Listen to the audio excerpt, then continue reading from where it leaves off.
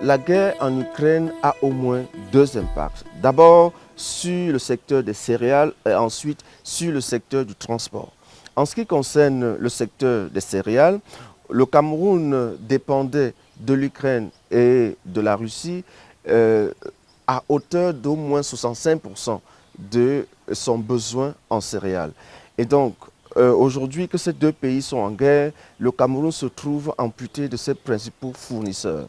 Pour ce qui concerne le transport, le prix du carburant a explosé sur le plan international, sur le marché, et de façon directe, on voit que le fret aérien a augmenté, ce qui impacte directement les prix sur le marché. Le Cameroun importait 100% de blé de l'Ukraine et de la Russie. Alors, ce qui se passe aujourd'hui, c'est que ce qui a directement impacté les sous-produits comme le pain, les consommateurs se retrouvent aujourd'hui obligés de débourser un peu plus pour acheter le pain dans un contexte où il n'y a pas eu augmentation de revenus. Pour ce qui concerne le transport, directement au Cameroun aujourd'hui, il y a pénurie de gasoil.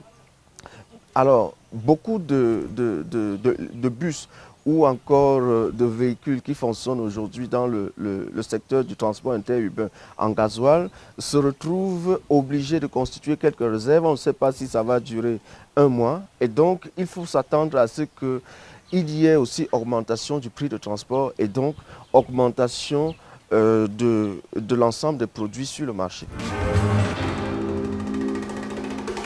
Les mesures que le gouvernement camerounais a prises sont au moins de deux ordres.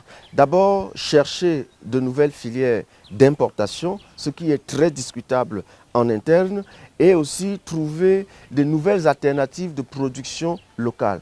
Et donc, pour ce qui concerne de nouvelles filières, le gouvernement camerounais semble encourager ou bien négocier la filière turque. Cette filière vise à permettre d'approvisionner le pays en blé pour faire en sorte que le pain, qui fait partie des aliments de base au Cameroun, ne soit pas en rupture dans notre pays. Pour ce qui concerne la production nationale, on voit qu'il y a un peu plus d'attention aux propositions que nous avions faites depuis plus de 10 ans pour non seulement produire localement le blé, mais aussi produire des farines de substitution.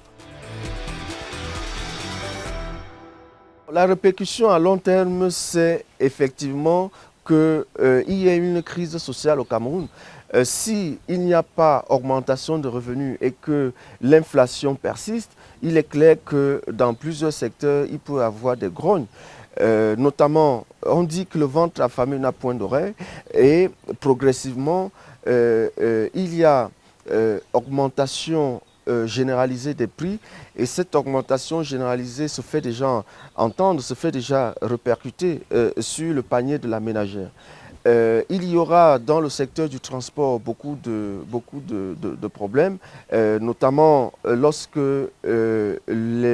le transport terrestre, on voit qu'il y a beaucoup de mouvements. Les chauffeurs de camions ont fait un mouvement la semaine dernière. Nous affrontons actuellement le mouvement des enseignants qui est en train de vouloir se généraliser.